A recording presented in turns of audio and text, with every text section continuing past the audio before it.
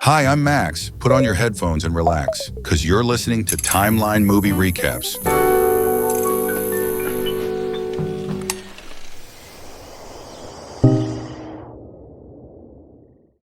This story begins with an old man, an ex-Russian war veteran named Ivan Afonin. He lives in a modest apartment complex, caring for his teenage granddaughter Katya, while her parents work in another city. One day, Katya comes home from somewhere. We're not really told where. As she walks past the complex, she catches the attention of Vadim, one of her classmates. He's hanging out on the balcony with two of his friends. The moment they see Katya, young, beautiful, and totally unaware of their disgusting thoughts, these three scumbags immediately start plotting. Vadim calls out to Katya from the balcony, acting all friendly. Then he and his buddy come downstairs and invite her in. "Hey, come up! We're having a birthday party for my friend," Vadim says. They even mention how his girlfriend didn't wish him a happy birthday. Playing on her emotions, Katya, being polite and sympathetic, agrees to come in. Upstairs, she meets Igor, the so-called birthday boy. To celebrate, they hand Katya a huge glass of cheap champagne. Yeah, the bad kind. At first, she refuses. But these guys, they're persistent. Eventually, Katya gives in and drinks it. They cheer. She even sings him a birthday song. But while her attention's distracted, Boris, the third creep, slips something into her drink. She doesn't notice, but after a while, she starts to feel off. Really off. She gets up and says she wants to leave, but they don't let her, and that's when things start to go very, very wrong. Katya begins to feel dizzy. Her body's reacting to whatever Boris put in her drink. Meanwhile, the three of them try to keep her distracted.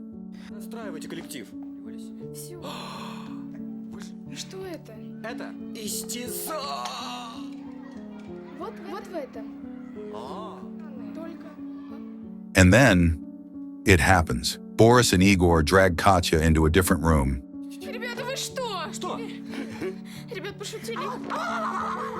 And what they do in there? It's horrifying. These two bastards take turns assaulting her, without mercy, without shame. Vadim, he stands outside the room, guilt creeping in, but not enough to stop it.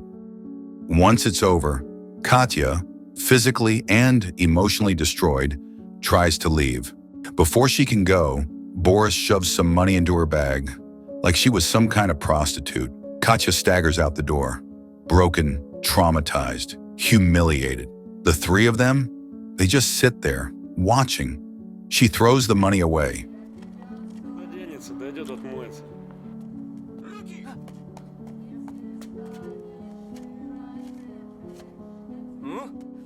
When she gets home, Ivan's waiting. He takes one look at her, bloody legs, bruises, torn clothes, and he knows something terrible has happened. He asks who did this. Katya, sobbing, tells him, Vadim and his two friends.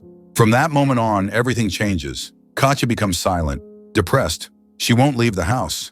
Ivan, crushed and furious, files a report with the police. The next day, cops show up at the boy's place and begin the investigation.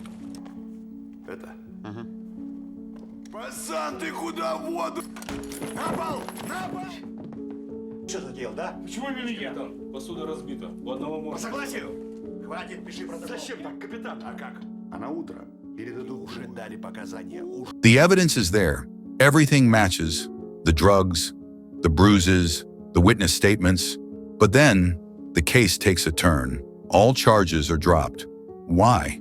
Because Vadim's father is a high-ranking police colonel. And just like that, these monsters walk free. The next day, Ivan confronts the colonel. He demands justice. The colonel shrugs it off with some bullshit excuse. Things get heated. Ivan threatens him. "I promise you," Ivan says, "you'll pay for this." Justice for Katya? Not happening. Not through the law, anyway. He files another report. He brings Katya to the station to make an official statement. But the police, they're no help. The colonel's influence is everywhere. Instead of treating Katya like a victim, they start blaming her. They say she shouldn't have gone there. They say she shouldn't have had a drink. Then it gets even worse. They accuse her of taking money for sex. Katya is labeled a prostitute by the very people who are supposed to protect her. Ivan can't believe it. He's tried every legal option, every official channel, and nothing works. Justice doesn't just fail them, it spits in their face. Ivan's at his limit. No one will help him. The law's bought, the cops are useless, and now he's running out of money. He considers borrowing from the bank to fund a lawsuit. No shady loan sharks, he still has some dignity left. He reaches out to his nephew, who works at a bank. But bad news, the bank won't lend him that much unless he puts up collateral. So Ivan decides to mortgage one of his rural properties. Even then, the loan's not nearly enough. Back at home, Katya suddenly mentions something strange. She says a man came by and gave her some money. That man, the colonel. Turns out, while Ivan was gone, the colonel showed up and tried to bribe Katya into silence. Ivan loses it.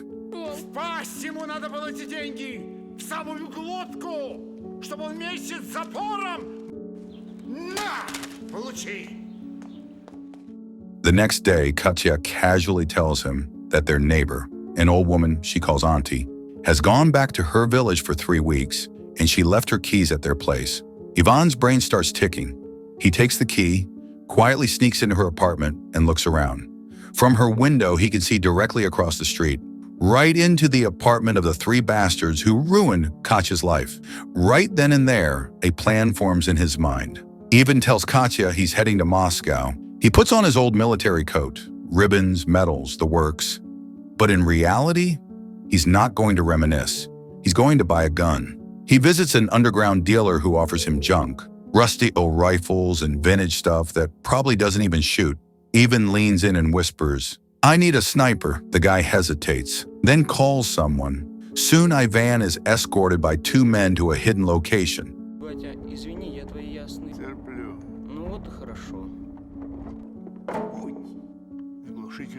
There they hand him a sniper rifle. Ivan tests it out and boom. Boom. Precision, control, dead center on the target. Turns out, this grandpa, he used to be a legendary sniper back in the day.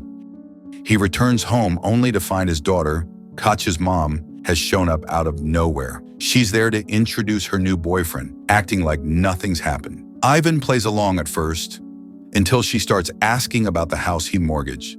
She demands her share of the inheritance. Ivan snaps. He kicks her out, screaming that she never cared about Katya, even after what happened.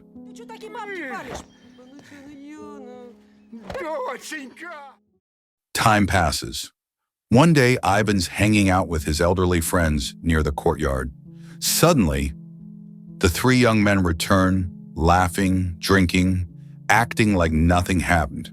Ivan quietly walks away and enters Auntie's apartment. And this is where Ivan finally takes matters into his own hands. He's ready to get revenge, his way. With a rifle in hand, he locks in on his target, Igor, standing casually on the upper balcony of his house. But Ivan hesitates. You can see it. He's nervous, scared even. His fingers tremble as he aims, first at Igor's chest, then slowly shifts the crosshair up and stops, dead center. But Ivan misses. Just like that, his chance is gone. That bastard, he casually strolls back inside like nothing happened, cracks open a bottle of booze and lights up a fat joint, chillin', vibin'. Ivan takes aim again. One by one, he lines them up until his crosshairs stop, right on Igor's dick. Yeah, dead center, heart pounding, blood rushing. He pushes through the fear, and then boom! The whole scene shatters into chaos. No time to celebrate. Ivan scrambles to pack his stuff, wipes the scene clean, and tosses the spent casing like it was never there. He slips away, back to his buddies like nothing ever happened. Just another day. No one suspects a damn thing.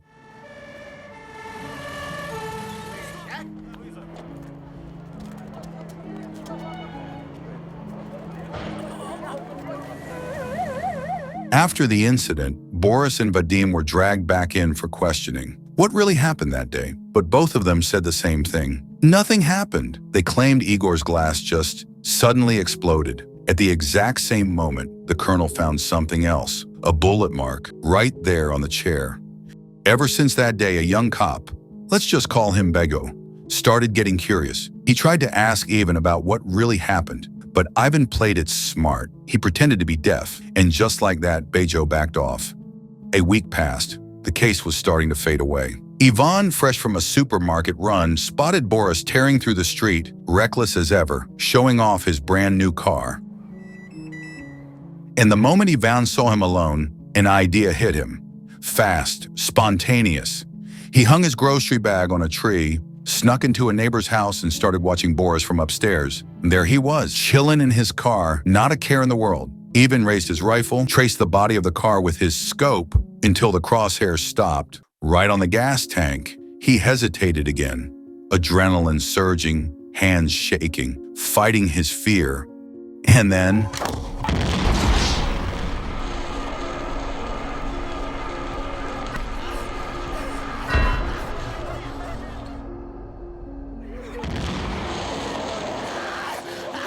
boom! Ivan ran back, grabbed his groceries, and casually walked off like nothing happened. Just another shopper on the street. But Bejo, he saw him, noticed the sweat, the tension in Ivan's face. Something felt off. From that moment on, the cops started suspecting something bigger. Only one name remained untouched. Vadim, the colonel's son. The colonel pulled him aside, warned him straight up, "You might be next. Stay alert." Vadim, now terrified, chose to lock himself in at home. No going out. Just him and a sniper rifle his father gave him, just in case things went south. Both of them, Vadim and the colonel, started connecting the dots. This had to be Ivan's doing. Him and Katya, they never really moved on. The next morning, Bejo went to Ivan's house. He found Katya and asked, "Where's your grandpa?" Katya answered, "He went out for a bit." As they talked, Bejo spotted a key hanging by the door. "Whose key is that?" he asked. Katya said, "Oh, that's our neighbors. They're out of town and left it with us." Something didn't sit right. Bejo took the key, quietly, slipped out and made his way to the aunt's house. The next day, the colonel showed up to search Ivan's place, but they found nothing. That's when the aunt showed up, asking for her key back.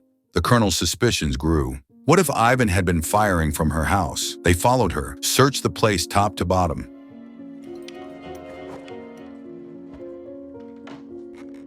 Meanwhile, Ivan was freaking out. The rifle was still hidden there, or so he thought.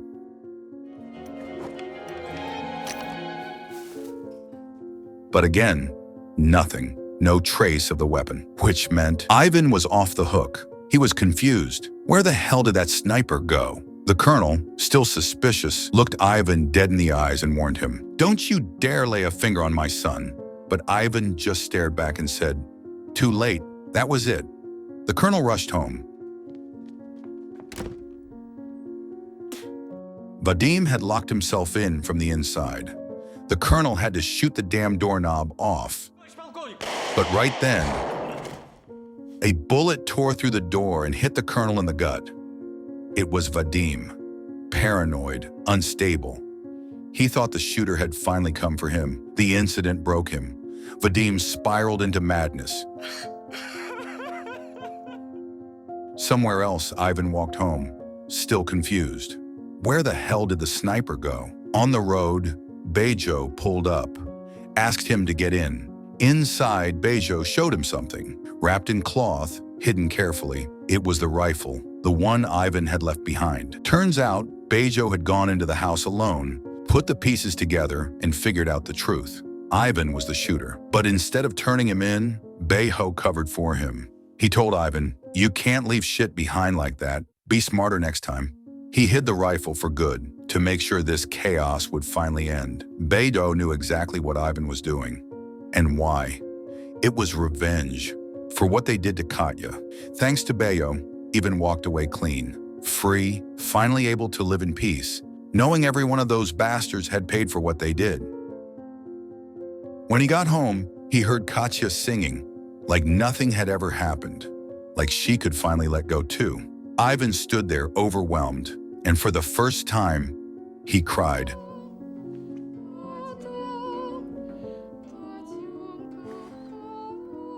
And the film ends. They thought he was just an old man, fragile, harmless, but they forgot Some old men have seen more than you could survive. Even didn't look for justice in the law books. He found it in silence, in pain, in memories too heavy for most. When the system looked away, he stared back with cold eyes and a sniper scope. No, this wasn't a clean story, and it sure as hell wasn't pretty. But when the world keeps pushing you down, sometimes standing up means picking up something heavier than words. Ivan walked through hell. He didn't come out polished, but he came out with peace. And maybe that's all any of us really want at the end. Peace and the feeling that we mattered. If this story struck a nerve, if you've ever watched the bad guys win and wondered if karma took a lunch break, then yeah, this story might have been for you. I tell stories like this because sometimes fiction speaks louder than fact. So go on, hit that subscribe if you believe not every hero wears a cape. Some wear scars and carry ghosts. Got a story I should tell? Drop it in the comments. I read them, all of them, because sometimes the stories you whisper in the dark are the ones I was meant to say out loud.